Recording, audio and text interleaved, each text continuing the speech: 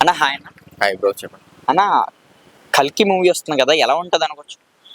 Block buster అనుకుంటున్నాను bro. రీసెంట్గా బుజ్జి glimpse వచ్చినాయి కదా, బుజ్జి భైరవ, ఎలా అనిపించింది?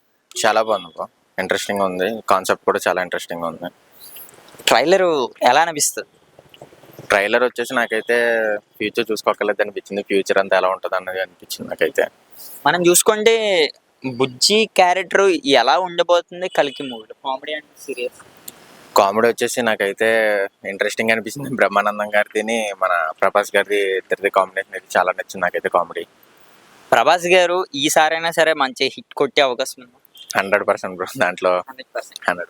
ఓకే నిమిషం బ్రో, అందులోనే అమితాబ్ బచ్చన్ గారు, కమల్ హాసన్ గారు, అలాగే ప్రభాస్ గారు, వీళ్ళ ముగ్గురు కాంబో ఎలా ఉండబోతుంది?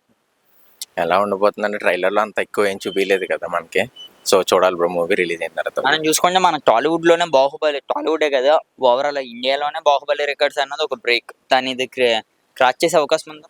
100% దాంట్లో 100%. ట్రైలర్ చూసినట్టు తెలిసిపోతుంది కదా ప్రతి ఒక్కరికి ట్రైలర్ ఎంత బాగుంది అన్నది. బ్రహ్మానందం గారు, ప్రభాస్ గారు కాంబోలోని ఈ మూవీ ఎంత సెన్సేషన్ క్రియేట్ చేసే అవకాశం?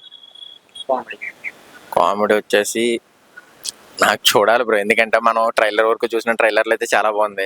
సో సినిమా వచ్చిన తర్వాత మొత్తం సినిమా బట్టి చెప్పుకోవాలంతే. కాకపోతే సినిమా అయితే 100% బ్లాక్ బస్టర్ అని మాత్రం 100% చెప్పగలం.